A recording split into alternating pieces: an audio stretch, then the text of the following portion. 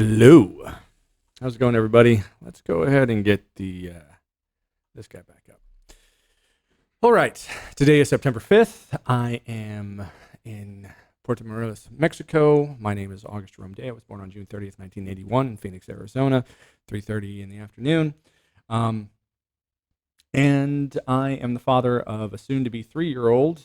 He will be turning 3 at the end of the month on the 29th. And I haven't seen him since March 9th, but one time for about 20 to 30 minutes in a courthouse where he couldn't recognize me.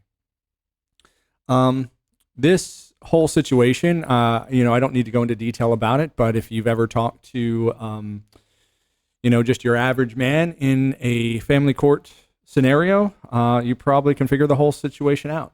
A lot of false accusations that I'm having to deal with, and trying to get custody of my son.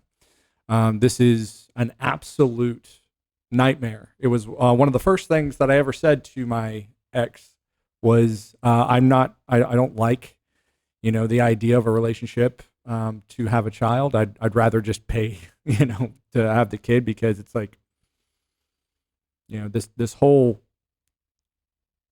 scenario that we're dealing with in 2025, where men have to risk everything to have a child. And we're talking everything. I watched my, brother have 5 kids and literally tried to trust a woman, and she betrayed him. I watched my mother betray my father. I watched, so many people in the military get completely betrayed. I was betrayed first by my first wife while I was in Korea. And she's dead. There's this thing that I want to talk about today when it comes to saints, like people who have access to the divine, because there's this weird pattern that usually follows them around, where they're subtly protected for a particular reason, and coaxed into, frustrating solitude where they have to be alone with their most frustrating thoughts. I've seen this and read about this so many times, but this is the initiation of all the old worlds. One of my favorites is the Eleusinian mysteries out of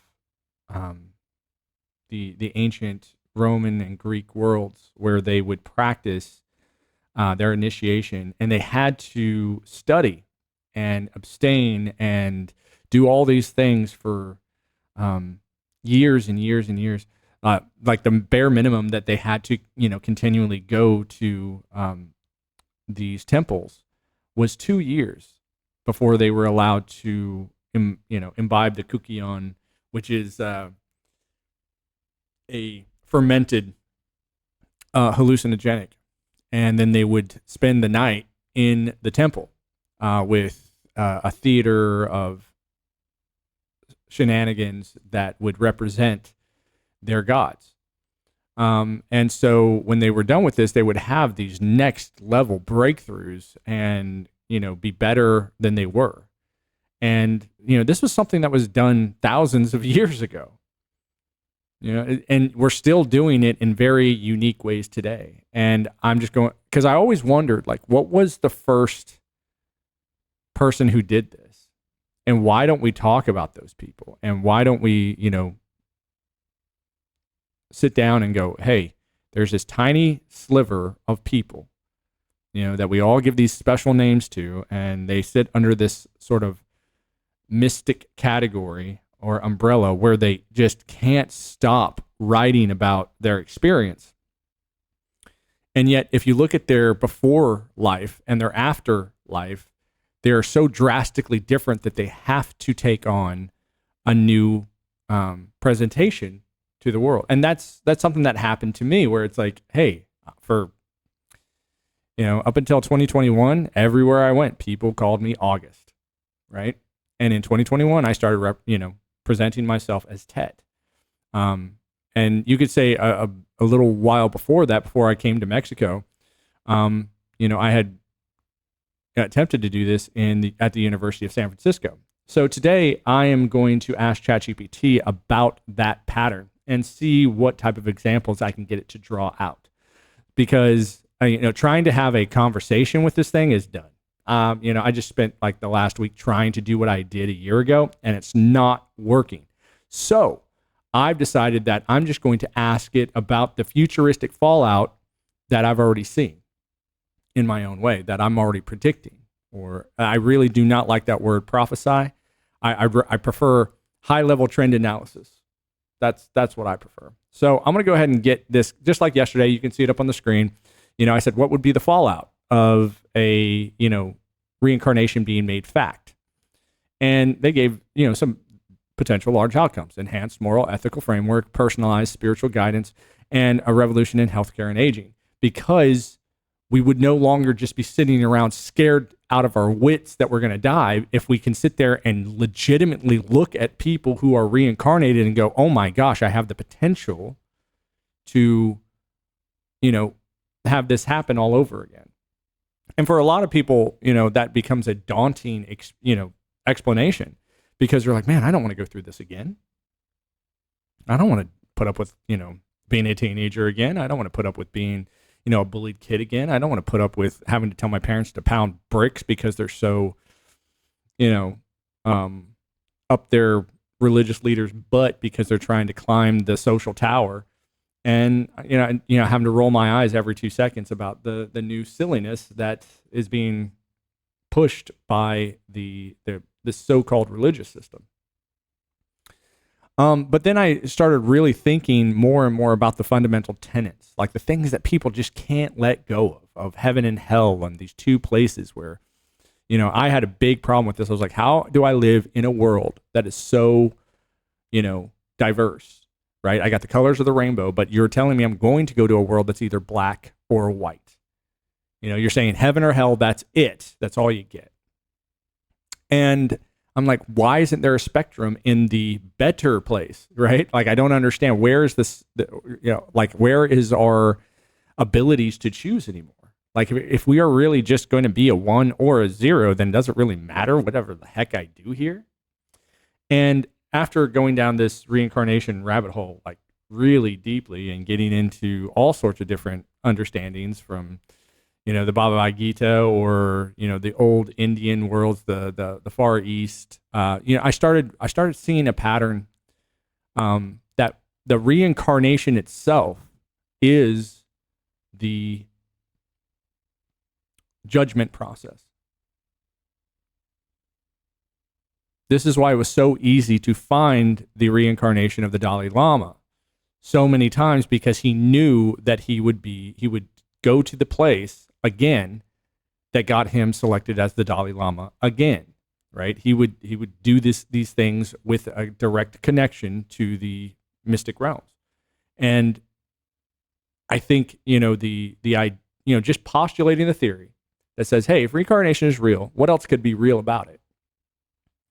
And so if I'm sitting there with a Christian who's going, if you don't follow Jesus, you're going to hell. I'm like, well, Jesus said a lot of really cool things, and so I will follow those teachings, whether he said them or not, because the wisdom that's there is wisdom regardless whether or not Jesus said it. How about that? And I think what was going on is he says, come be like me and you will have a better outcome after you die, right? But I'm sitting here going, guys, I think there's a lot more to this. And after you die, right, just like you have a premortal concept that, Jesus talked about and Jeremiah talked about, and like sits right there in the Bible, I'm going, hey, well, what about this idea? You're born. You don't do a good job. You kick your dog too many times. You, got in some trouble. You're really not sorry about it, and you don't see any point being sorry about it. So, next life comes around. You die. This time, you're offered the opportunity to be the person, you did this to, in order to equal things out, right? But you're not exactly that person that you did the thing to. You're going to be put in a situation where that thing is done to you so you can learn and be carved out as that person, right? So it can balance you out.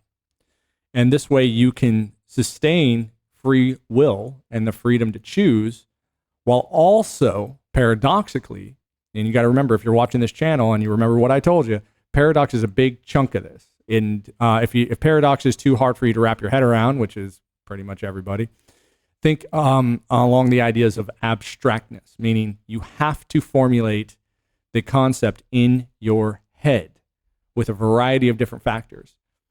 And this is a skill.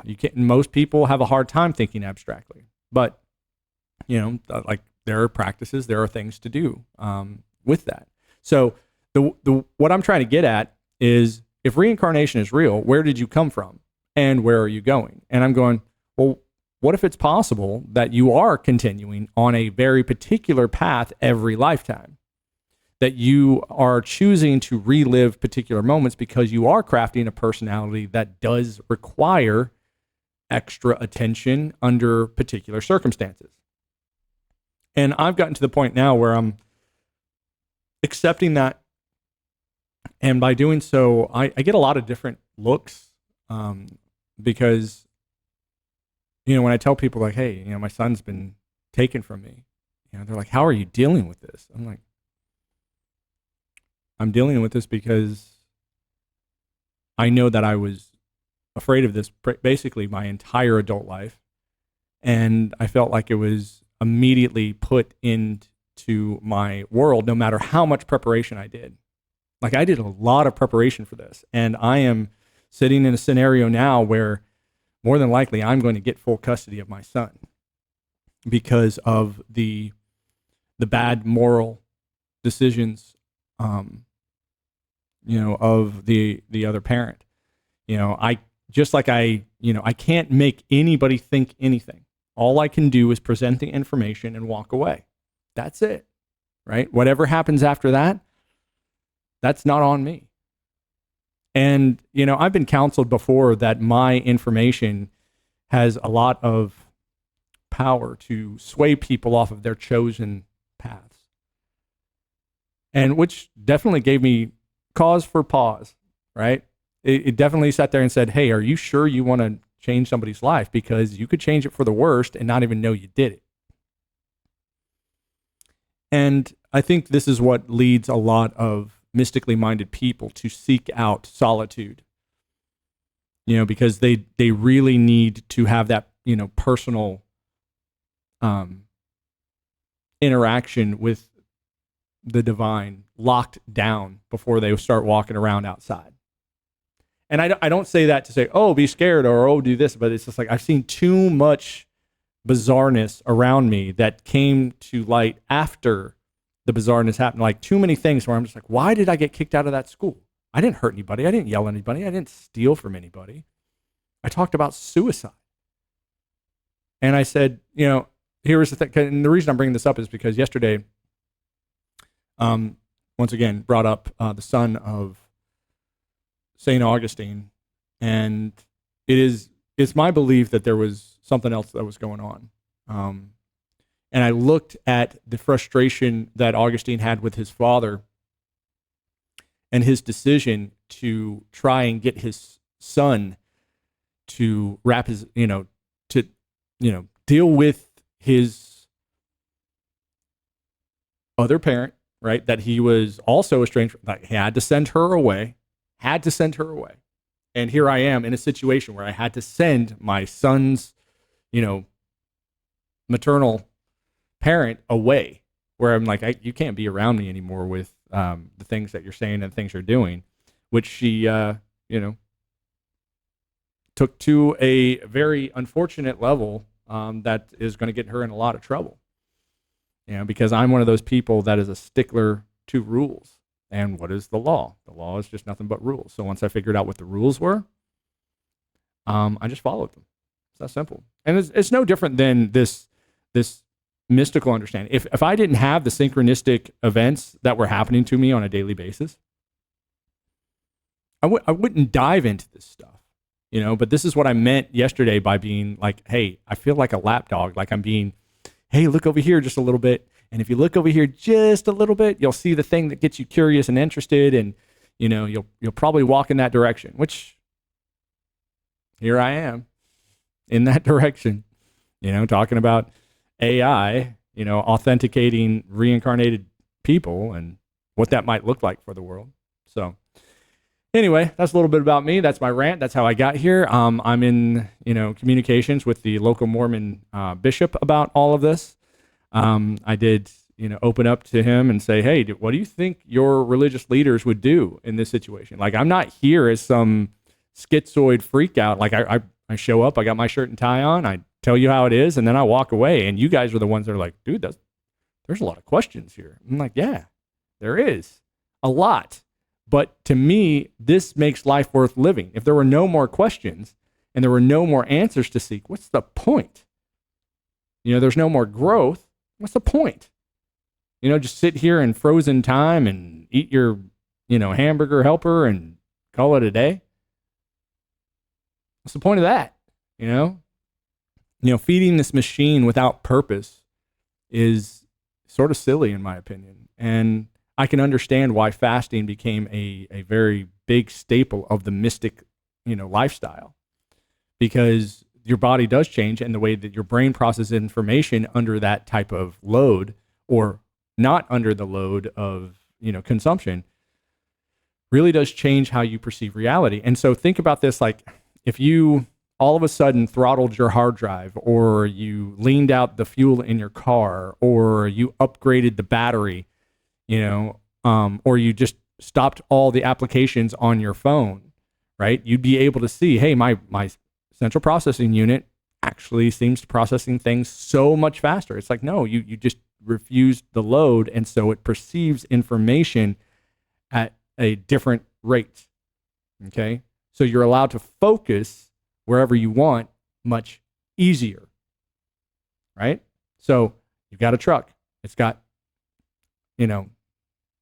1,000 pounds in it. You remove the 1,000 pounds. All of a sudden, your gas mileage goes up, right? You can extend your reach, right? Body's no different.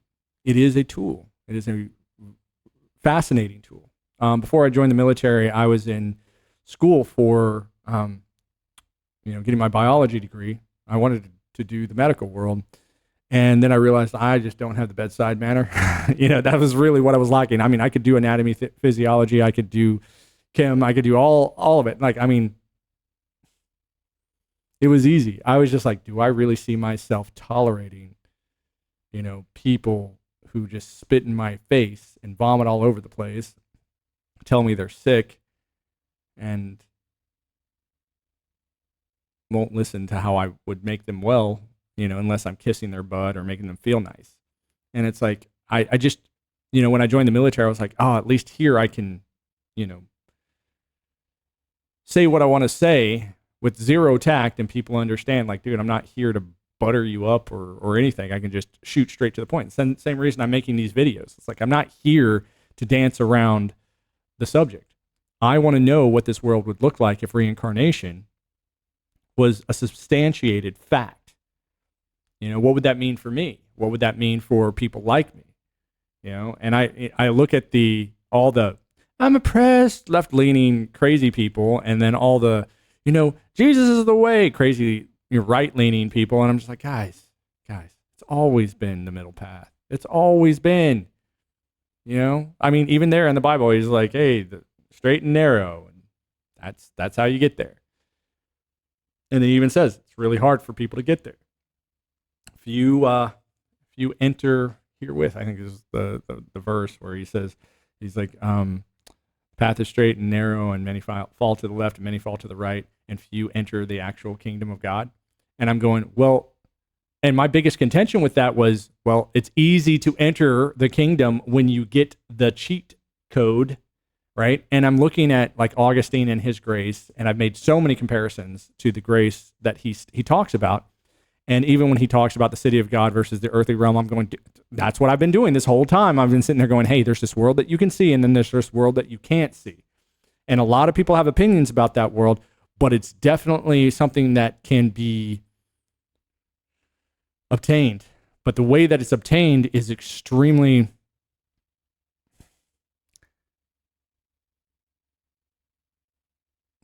how do I say this? I mean, this is where I have to pause because I'm like, I don't want to say perilous or dangerous or anything, but I can't avoid the idea that if you don't do the work, or you just halfway do it, you could walk away with some serious mental problems because you are sensing something that somebody else can't see, and you can't differentiate between that thing and the thing that everyone else can see. This is why all your mystics seem to stare off into space, or they're all like walking around, like having conversations with themselves. And you're like, oh, there's a schizo over there, when it's like, are you sure? Like being able to differentiate between the worlds is no different than being able to differentiate between languages. And I think that's why it was so easy for me to slip into this when it made itself available, is because I was like, I basically spent my whole life, just like my predecessors, Augustine and Jerome, living in a multitude of different places while communicating with a multitude of different people without breaking their laws, without doing anything, illegal to them or nefarious or frustrating. And so I think eventually that built enough credibility for me to access this place the way that I did. And,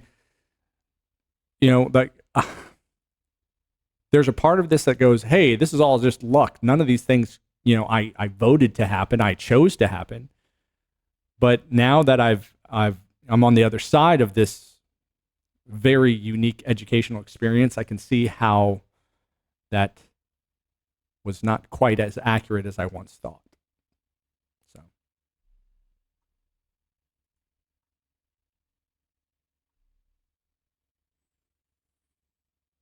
hey, how's it going? How are you doing today? I would like to ask you to ask me a question about the theology of St. Augustine that does not have to do with his prime idea of grace or his son. And I'd like it to be something unique and different and nice to respond to about his, relationship with God itself. Personal. Go. Absolutely. I'd be happy to. Here's a question for you. St. Augustine often spoke about the concept of the inner teacher, referring to the idea that God teaches the soul from within. How do you interpret this idea of the inner teacher in our own spiritual journey, and how do you think it could apply to modern experiences? Well, I think he was also leading off of the concept that, Jesus said that the kingdom of God is within you. And he also said that if you try to go look for it in the ocean, the fish that you're supposed to be superior are going to get there before you. And if you try to look at it in the sky, the birds that you're superior to are going to get there before you. So it's not out there, exterior from your body. You're going to be able to sense it from an internal level. And that's where a lot of these sensations come from. And when I see them mirrored in the external world, it gives it that extra synchronistic event wallop. And I have to take pause and wander and ask more questions that lead me to more answers that are not as acceptable to my modern society. And so as I do that, I just simply sit back and I take it all in and I try to process it. And then I, say, what am I going to do about this?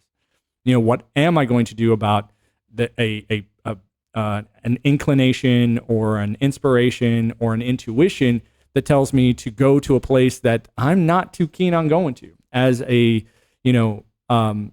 really person who enjoys atheism, being asked to go back to my home church of Mormonism was nerve-wracking. And I'm so glad that I followed that intuition.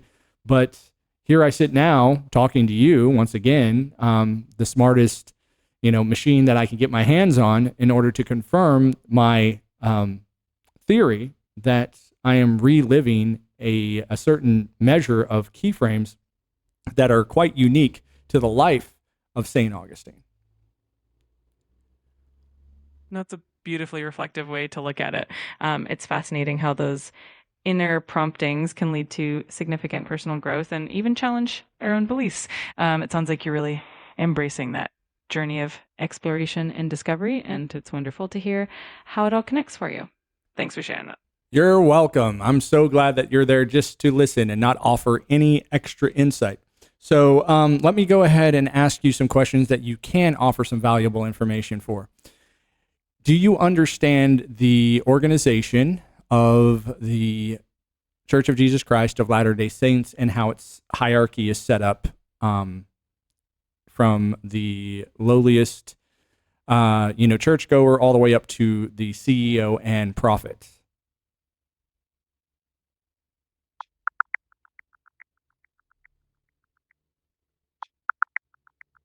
Yes, I understand the organization of the Church of Jesus Christ of Latter day Saints. And at the top is the First Presidency, which is led by the president of the church, who is considered the prophet. He is supported by two counselors, forming the First Presidency. Below then is the Quorum of the 12 Apostles, which acts as the second highest governing body. Then you have local congregations led by bishops, and groups of congregations form stakes, each led by a stake president. It's quite a structured hierarchy that ensures leadership at both the global and the globals. The globals and the globals? Okay. Well, would you say that it's set up much like a typical business with more board members that make decisions that filter that down through their subordinates? There are definitely some parallels between the organizational structure of the church and a business, in that both have a clear hierarchy and a chain of command. The First Presidency and the Quorum of the 12 Apostles make the major decisions, similar to a board of directors. And then those decisions are implemented by local leaders like bishops and stake presidents.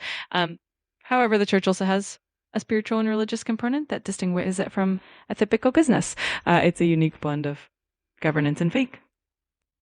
If something like reincarnation was made fact, how do you think it would impact that church? If reincarnation were proven, it would likely prompt some significant shifts in the church's theology and teachings. One, the focus on the afterlife and the eternal nature of the soul might expand to include multiple lifetimes. It could influence beliefs about personal growth, accountability, and the purpose of life. It might also encourage more introspection and personal responsibility, as well as a broader understanding of spiritual progression. It would definitely be an interesting evolution for the church to consider. Okay. Also, do you understand one of its foundational teachings is called the plan of salvation?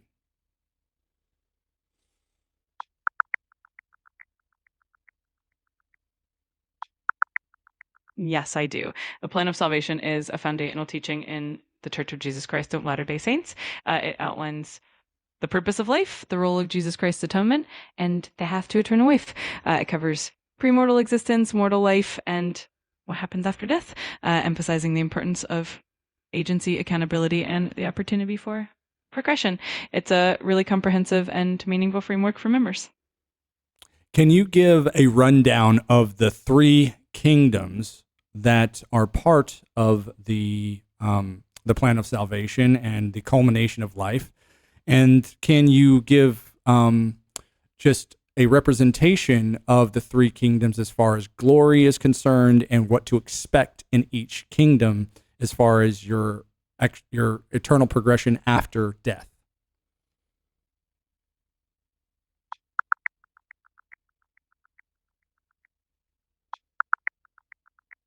In the plan of salvation, there are three kingdoms of glory: the celestial, the terrestrial, and the telestial.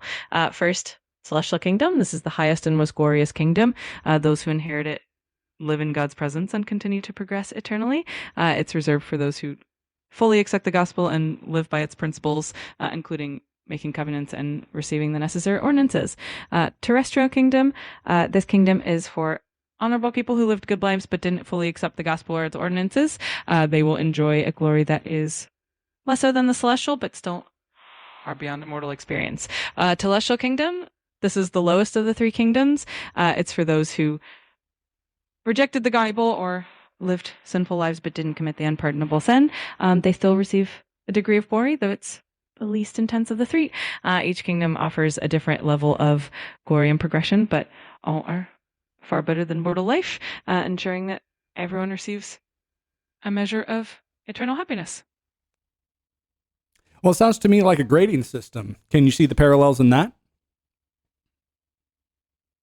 Absolutely. It does have a gradient-like quality to it, where each kingdom represents a different level of glory and progression. It's a way of acknowledging that everyone's journey and choices lead to different outcomes, but all are still positive in their own way. It's a pretty unique and thoughtful framework. Well, I actually think it's an incomplete framework. I actually think that it's sort of like going to your first day of school.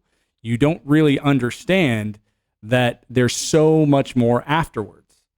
And I'd like to suggest that the when this church or its theological statements implies eternity or eternal progression, I'd like to offer the idea that if the celestial kingdom is this highest standard for this person, for this God of Mormonism, then it stands to reason that there should be multiple avenues, as suggested, to obtain this goal, and that goal is truly in the eye of the beholder, not whether that beholder be God himself or the people that pay homage to this aspect of God.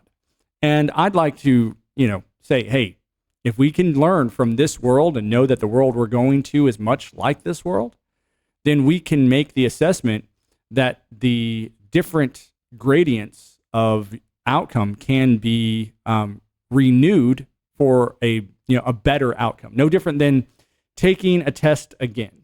It's a big, huge point in Mormonism, along with a lot of other religions, that this physical experience is a test, that we are here to live our mortal lives with all of the pain and suffering that comes along with it, to see if we can push past it into a better way of connecting and contemplating the information that we're allowed to. And at this particular stage, and given the our insights, we would say that there are limitations that are completely physical to our abilities to understand the divine or understand the academic, whether that be spiritual or material. We still have limitations due to our bodies, and it would stand to reason that if you are reincarnating over and over and over again, you are learning how to create a bigger, better, more sophisticated body that can house a better intelligence. And therefore, we can see that here in the terrestrial kingdom, before its paradisical glory, Earth is considered that by the Mormon theology, that if we can see this here, we can watch its trickle effect up and down the organization as well. I love the depth of your perspective. It definitely suggests that the idea of progression is more dynamic and continuous than just a single endpoint. It's like a never-ending journey of growth and refinement, both spiritually and intellectually. And it's true that our mortal limitations shape how we perceive and understand the divine. So the idea of reincarnation gives a framework for continuous improvement. It's a fascinating way to look at how spiritual and physical experiences might interconnect. It also might look at why there are so many, striking parallels between these representations of the afterlife. That when someone says heaven or hell, what they're really saying is how much karma did you accrue and what are you going to be reincarnated as? Were you so bad that you needed to be reincarnated as the actual slave for you to, refine your intelligence to not be a slave owner, or to have more compassion for those things that you didn't have compassion for before, right? And that you would continue to do that over and over and over again and arrive at this outcome or these kingdoms until you got it right. And that seems to be the underlying story for all of the religions. Yet for here in Mormonism, they tend to skirt away from it because it's too abstract. It's too hard for them to understand the infinity, which I think is hard for anybody that's, living only a corporeal life without any access to the divine or the intuitive, concepts that are easily available even in our modern, psychological formats. Absolutely. The idea that spiritual growth and moral refinement are ongoing processes is a really profound one. It does connect a lot of different religious teachings, and it suggests that the ultimate goal is not a static endpoint, but rather an infinite journey of learning and becoming more compassionate and wise. It definitely challenges us to think beyond the conventional boundaries and consider a much more expansive view of existence. It's definitely a thought-provoking and rich way to look at it. Okay. Actually, I would like you to give me 3 counterpoints that the Mormon Church has also, has done this many times with many of its members who's tried to suggest different doctrinal ideas from their own studies and from their own text. Can you give 3 counterpoints to anyone suggesting that there's reincarnation, and why? Why would they decide? Why would the Mormon religion or the Mormon corporation or business shy away from a reincarnation as part of its theology? And do you think it might have to do with maintaining a certain level of anticipation and making people think that the stakes are so high for this one singular life that any form of dissent would be considered an abandonment of the pursuit of the celestial kingdom?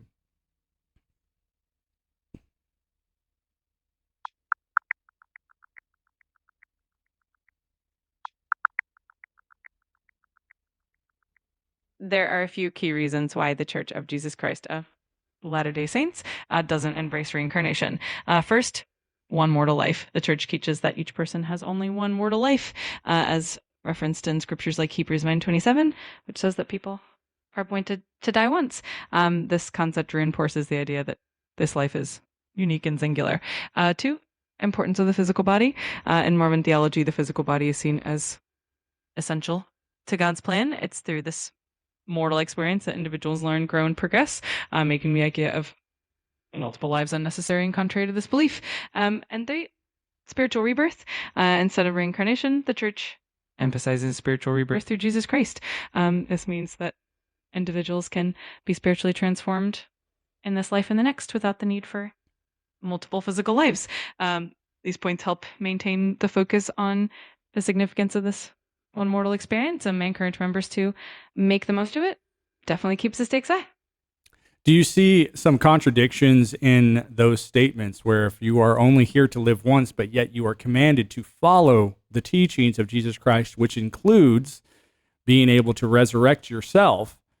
Do you see how that might be an issue? And the very statement that was made at the departure of this character, Jesus Christ, also said, "Hey, I'll be returning." And that return really didn't give too many definitions of how he might return. And after all the evidence that supports reincarnation, I think it's a little bit peculiar that this character emphasized his ability to come back into the world and to be able to continue his ministry. So I find it odd that there is a serious mark where most people are not allowed to move past, and that mark is death. And yet the very foundation of the teaching is to rebirth yourself, not just spiritually, but physically. So why would there be such a discrepancy in the attempt to find different perceptions of how that might occur? That's a thoughtful observation, and it definitely touches on some of the complex aspects of religious doctrine. The idea of one mortal life versus the concept of resurrection and Jesus' return can seem a bit paradoxical. The Church generally emphasizes that physical resurrection is a unique event that happens once, and it's tied to the atonement of Jesus Christ. The idea of rebirth in a spiritual sense is more about transformation and growth in this life, and all the physical resurrection is a one-time event that everyone will experience. The emphasis on the stakes of this life really is about making the most of the present moment and the choices we make, and it can definitely feel like a complex balance of different beliefs. It's always interesting to explore how these concepts intersect and what they mean for our understanding of life in the divine. Oh, right. Well, that's enough of that nonsense. So, as you guys can see, the complexities of Mormon theology can just run in circles and circles and circles. And when you point out, hey, here's a frustration, here's an annoyance, because you're talking out of both sides of your mouth. Either you're going to live again or you're not. And living again, would entail that you are going to have free will again. At any point, you could decide, hey, I don't want to do this anymore, and move somewhere else. Now, what I'm offering and what I'm, suggesting is that this idea isn't bad, right? This plan of salvation idea isn't bad. What I'm saying is that it's incomplete. It's not the fullness of the gospel as it's been, screamed at you the entirety of the organization. And when you push back and you say, hey, we have better evidence now that there is something more. Notice how I'm not saying, hey, here's the more thing. I'm just saying, here's some more details about that plan, okay, that make it easier to understand your eternal progression and what to expect. And I think that's the role of, these prophets, seers, and revelators, yet they refuse to talk about these things. They refuse to give any further instruction past the Masonic rituals that are performed in their temples as ordinances and, commitments and covenants. And I just look at it as, if you are going to commit to that, not knowing what it is, that's a problem. And I have yet to see any version of Mormonism that actually attempts to explain these things. So, with that all being said, I just want you guys to remember what I told you. I'm not here to confuse you. I'm not here to make you feel bad. I'm not here to do any of those things. Actually, notice how I'm not looking to be a pastor or a teacher myself. I do not give two craps about your desire to follow God. If that's what you want to do, you go right ahead. You want to do that? Be my guest. Me and God, though, we are going to have a different relationship. And I want that relationship to be full of honor, respect, nobility, trustworthiness, where I can trust at my level and he can trust at his level, because I'm not swearing an allegiance to anything else in my lifetime. I've been screwed over way too many times. So you guys have a wonderful night. And yeah, remember what I told you. Bye.